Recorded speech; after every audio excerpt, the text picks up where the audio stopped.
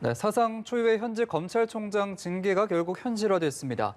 윤석열 검찰총장은 법무부가 결정한 정직 2개월 처분이 부당하다며 소송전을 이어가겠다는 방침을 밝히면서 징계의 정당성과 절차를 둘러싼 논란은 계속될 전망입니다. 네, 윤 총장 징계안은 추미애 법무부 장관 제청을 거쳐 문재인 대통령 재가만을 남겨두고 있는데요. 또 추미애 법무부 장관이 조금 전 청와대를 방문한 것으로도 확인이 됐습니다. 관련해서 손정혜 변호사와 자세히 짚어보겠습니다. 어서 오십시오. 어서 오십시오. 안녕하세요. 네. 이제 문재인 대통령이 재가만을 남겨두고 있는데 아무래도 이제 사안이다 보니까 추미애 장관이 직접 방문을 한 것 같죠.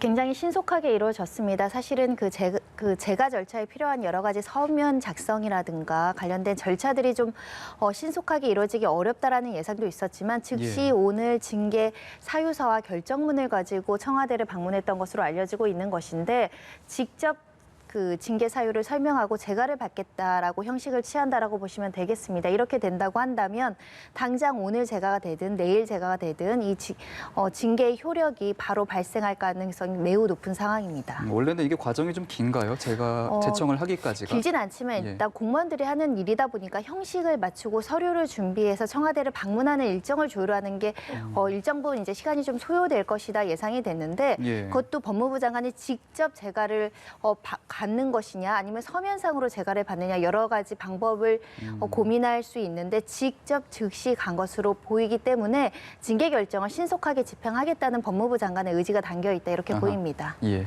빠르면 오늘, 늦으면 사흘 내 나올 것이다 했는데 조금 더 그게 빨라져서 오늘 내일 나올 수 있는 상황이 된 거군요. 일단 대통령 현행법에 따라서 징계 결과가 나오면 그대로 수용할 가능성이 매우 높습니다. 왜냐하면 징계위원회에서 징계 결정, 그러니까 징계의 수위를 결정하는 것은 독점적으로 징계위원회가 갖는 재량 권한이기 때문에 그것을 존중하는 의미에서라도 형식적으로라도 이걸 재가를 빨리 할 가능성이 매우 높아서 그 징계 집행이 이루어지면 즉시 또 집행정지 소송이 이루어질 가능성이 있는 상황으로 보시면 되겠습니다. 빠르게 집행하겠다는 법무부 장관의 의지를 좀 읽을 수 있는 부분이고요. 어제 이제 징계위 2차 회의가 17시간 반 만에 결론이 났거든요. 현직 검찰총장에 대한 중징계가 이제 처음 있는 일이고 굉장히 많은 분들이 관심 있게 보셨는데 일단 변호사님은 이번 심의 결과 좀 어떻게 보셨는지요? 상당히 고심과 진통 끝에 내려진 결정이라고 생각이 드는데 청구한 지 22일 만에 이제 최종적으로 결정이 났습니다. 어제 시작하면서는 증인이 한 5명 정도 있었기 때문에 자정을 넘겨서까지는 어렵겠다. 속행기일이라고 하죠. 3회 기일을 잡아서 다시 결정할 가능성도 배제하기는 어렵다라고 했지만 새벽 4시까지 경론을 벌인 끝에 결정이 나왔다는 것이고 징계위원회 위원장, 직무대리죠. 신속하게 결정을 내리는 것이 코로나19 사태에 대응하는 측면에서도 바람직하다는 이야기를 했던 것은 이 더 이상 미루지 않고 신속하게 하겠다라는 결심을 보여줬다라고 보이고요. 지금 증인신문이 8시까지 이루어졌거든요. 증인신문이 예상보다 일찍 끝났습니다. 그래서 토의 과정이나 이런 것들이 이루어질 수 있었고 새벽에 결정이 나왔던 것으로 보입니다. 네, 이 의결 과정이 예상보다 길었습니다.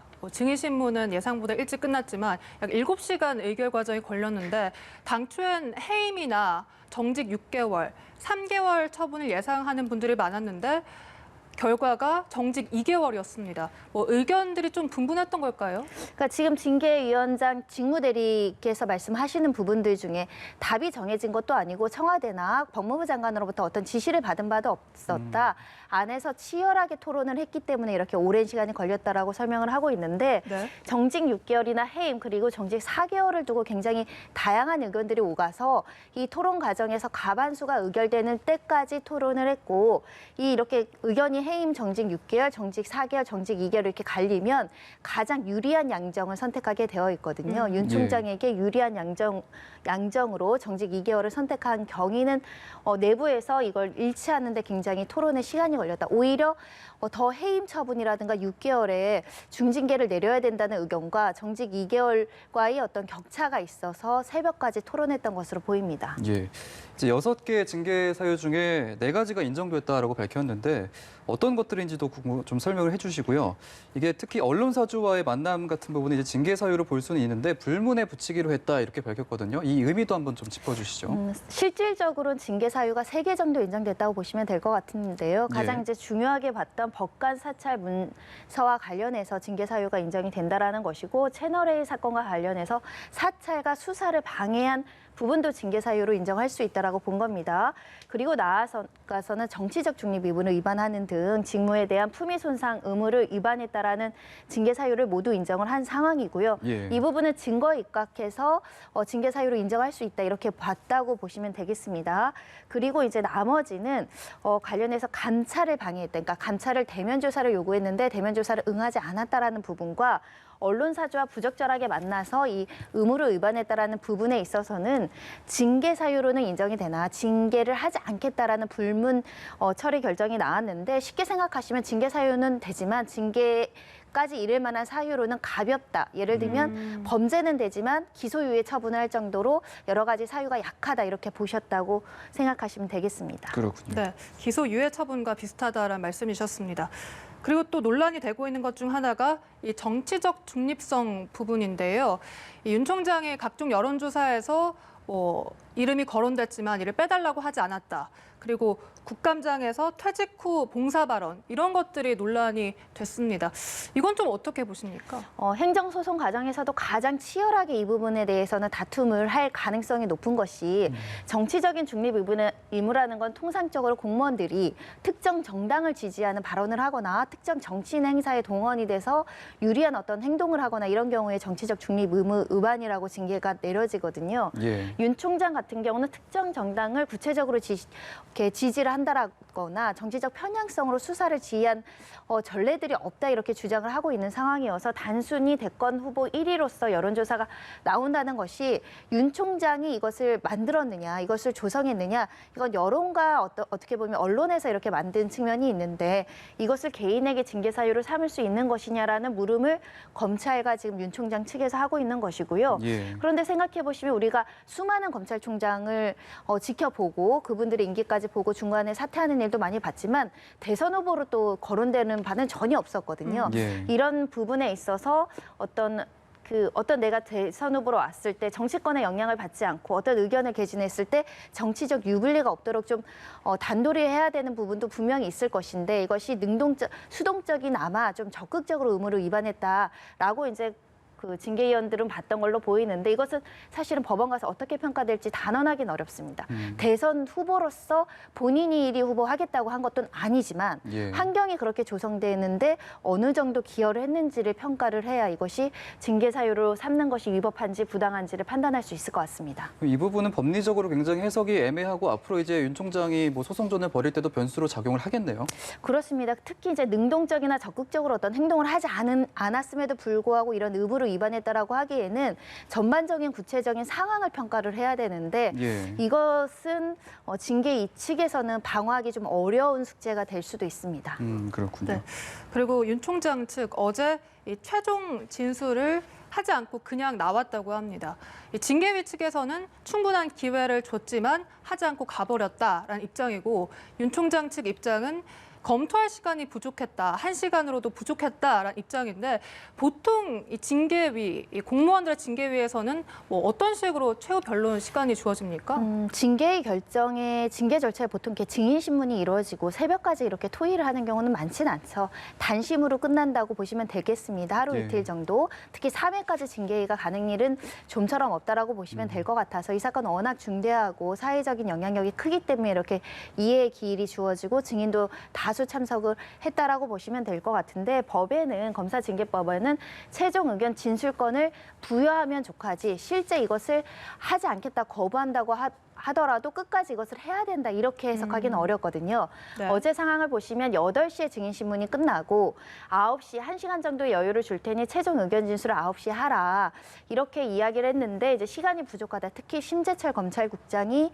증언을 하지 않고 의견서를 냈는데 이것을 분석하고 또 유의미한 증언들을 취합해서 최종 의견을 좀 보완하겠다라고 했으나 1시간 정도 이상의 시간을 줄 수 없고 특히 더 이상의 시간을 주면 이게 3회 기일을 다시 잡아서 해야 되는 문제가 있기 때문에 때문에 징계위에서는 1시간이면 충분하다 봤던 것 같고요. 변호인 측은 부당하다라고 하지 않았는데 예를 들면 형사 사건에서 증인 신문을 하다가 좀 늦어졌는데 최후 의견 진술을 해야 되는데 보통 변호사들이 준비해 갑니다. 예. 근데 혹시 시간이 되신다면 3의 길로 다음 길날 할 수 있겠습니까? 라고 했을 때 전적으로 재판장의 권한입니다. 그냥 예. 오늘 하세요라고 하시면 준비된 걸 하는 것이고 네. 종결되고 예를 들면 조금 추가적으로 할 거는 뭐 참고 설명이나 이런 걸 내면 되는 상황이어서 재량적 어떤 지휘권 행사를 했다라고 보여서 이게 1시간 정도 여유만 준 것이 위법하다고 보기는 어려운 상황이고 다만 공정하지 못했다. 그리고 신간이 충분히 방어권이 보장되지 않았다라는 주장을 그 징계 혐의자 측에서는 계속적으로 할 것으로 보입니다. 그러니까 윤 총장 측에서는 어떻게 보면 최종 진술을 하지 않고 그냥 나온 게 약간의 좀 반발성 메시지라고 볼 수도 있겠네요. 절차적 하자가 예. 있다라는 부분을 강조하기 위해서 우리는 이렇게 시간적으로 여유도 촉박을 해서 제대로 하지도 못했을 뿐만 아니라 우호적인 증인들의 진술도 정리할 시간이 부족했던 것만큼 절차 자체가 편향적이고 공정하지 않다라는 것을 예. 법원에 가서 소명하기 위해서 이렇게 어떻게 보면 거부했다. 전략적 하나의 거부라고 전략이라고 생각이 볼 수 듭니다. 있겠군요. 예, 알겠습니다. 어제 이제 징계위 내용을 계속 보면 윤 총장 측은 계속 법리적인 어떤 공정성 이런 부분을 얘기한 것 같은데 그 첫 번째로 이제 징계위원 숫자에 대한 해석이 좀 다르다라고 말을 했는데 어떻게 보셨어요? 검사징계법에는 7인으로 구성한다. 그리고 심의 개시는 정족수를 충족하면 된다라고 되어 있습니다. 예. 그렇기 때문에 7인으로 구성을 해야 되니까 7인 모두 출석할 수 있어야 되는데 한 명은 사퇴하고 한 명은 참석하지 않겠다고 했으니 그 2명에 대해서는 예비위원으로 충족을 했어야 되는 것이 아니냐라는 측의 주장인데 예. 법률의 문구만을 해석하면 7명의 위원이 있으면 되고 불출석하더라도 정족수만 채워지면 징계 심의를 개시할 수 있다라는 해석이 가능하거든요. 아하. 그런 측면에서 7명이 모두 참석하지 않은 상황에서 4명, 5명이 징계위원들만 참석했다고 해서 이 하자가 절차가 위법할 정도로 중대한 하자다라고 보기엔 좀 어려울 수 있습니다. 알겠습니다. 어제 또 논란이 있었던 부분이 휴대전화 제출 부분입니다. 징계위원들에게 휴대전화를 바구니에 내고 참석을 해라라고 말하면서 반발을 했고 결국 앞에 내놓은 채 이제 징계위가 열렸다고 하는데요. 보통은 좀 어떻습니까? 징계위에서 휴대전화를 수거해 갑니까? 일단은 이게 좀 법에 규정되어 있는 건 아니니까 의무사항이라고 보진 네. 않으셔도 될 것 같습니다. 근데 예를 들면 가정법원이나 형사조정에 들어가면 그 조정기일에 나온 수많은 이야기들이 외부에 왜곡돼서 전달되거나 외부에 민원제기용으로 악용될 소지가 있어서 서울 가정법원 가시더라도 아예 바구니가 설치되어 있습니다. 변호사들뿐만 아니라 민원인들, 당사자들도 핸드폰을 넣으시라, 녹음하지 말라 이렇게 이제 이야기를 하는 것인데 네. 그게 저희가 법적인 의무가 있어서 하는 게 아니라 이 조정기일이든 재판의 어떤 권한, 수행권은 그 위원들에게 있기 때문에 그거를 수긍하고 이렇게 따른다라는 측면으로 보시면 될 것 같아서 이게 법률적으로 꼭 휴대전화를 제출할 의무는 없었지만 2가지를 고려했던 것 같습니다. 실시간으로 얼마나 많은 언론들이 관심이 많았겠습니까? 예. 휴대전화로 혹여라도 녹음을 해서 외부를 전달하거나 또 실시간으로 상황을 전달하다 보면 징계위원들이나 사건 관계자들이 자유롭게 토론하지 못할 가능성과 두 번째는 이 징계위원회에 참여한 모든 관계자들은 비밀 준수 의무가 법에 규정되어 있습니다. 근데 혹여라도 절차에 위반돼서 이 안에서 있었던 이런 녹음 자료를 외부에 공개한다고 했을 경우는 비밀이 완벽하게 공개가 되는 상황이 초래될 가능성이 있으니까 서로 녹음하지 말자라고 이제 제출을 요구했던 것으로 보이는데 예. 그거는 법에 주어진 의무가 아니니까 설명하고 이해시키고 조율해서 해야 될 문제였는데 그 과정에서 마찰이 있었던 것 같습니다. 예. 이제 윤 총장 임기가 내년 7월 24일까지고 정직 2개월이면은 그 뒤로 한 5개월 정도가 남는 건데요. 만약에 이제 뭐 소송전에 들어갈 거고 또 직무집행 정직에 대해서 또 집행정직 신청을 할 것 같은데 그렇게 된다면 2개월 전에도 이제 복귀가 가능한 건가요? 직무배제 결정이 나왔을 때 집행정지 신청이 굉장히 신속하게 인용이 됐었죠. 예. 그때 문제 삼았던 것이 절차상 하자가 굉장히 높다라는 거였습니다. 특히 감찰 개시와 관련해서 관련된 감찰이라든가 징계 사유를 제대로 고지하지 않았다. 이거는 뭐 중대한 명백한 하자라고 본 것인데 이번 징계 결정에서는 징계위원회도 이 점을 반영을 해서 절차적 하자가 좀 줄어들 수 있을 정도로 법리 검토를 좀 대응을 했던 것으로 보여서 예. 이 집행정지를 인용할지 여부가 사실 법조인으로서도 단언하기 굉장히 어려운 상황입니다. 왜냐하면 지금 징계위원장 직무대리는 증거에 입각해서 증거가 있었다고 평가를 하고 있거든요. 그렇죠. 근데 그 증거가 무엇인지는 공개되지 않았습니다.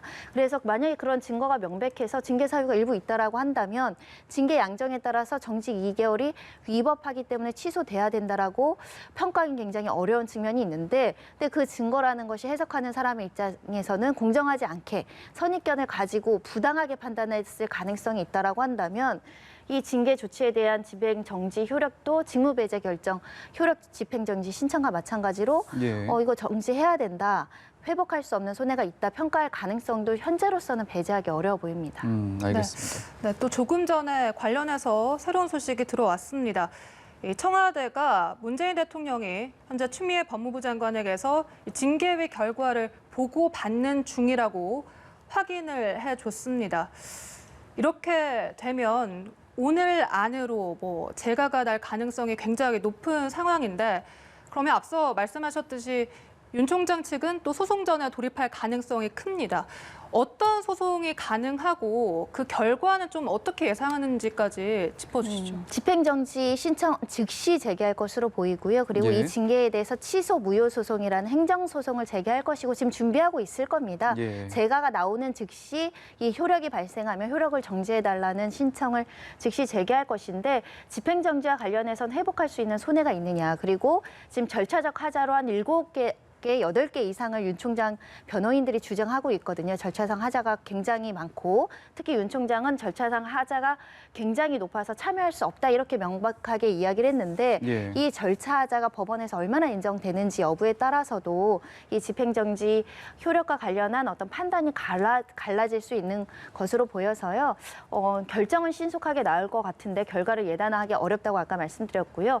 행정소송은 생각보다 조금 시간이 오래 걸립니다. 왜냐하면 2개월 안에 끝날 수 있을지 모르겠습니다. 가짜 신청하는 증인들도 너무나 많고요. 예. 진행되는 사건 기록도 방대해질 가능성이 있어서 취소 소송이나 행정 소송, 무효 소송은 그러니까 정직 처분이 2개월이라고 한다면 이 처분이 다 효력을 상실한 2개월, 3개월 이후에 나올 가능성도 배제하기 어렵습니다. 예.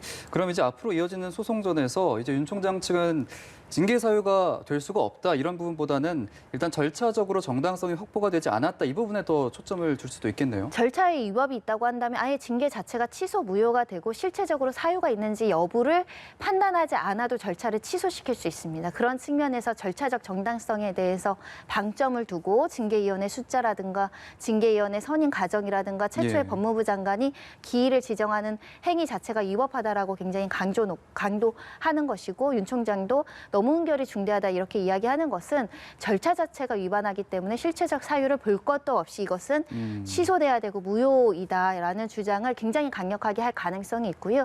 소송 초반에는 이걸 입증하는 데 굉장히 노력할 것으로 보입니다. 네. 그렇군요. 이 직무배제 정지 가처분 신청이 인용됐을 그 상황과 지금의 상황은 좀 다르다는 일각의 분석도 있습니다.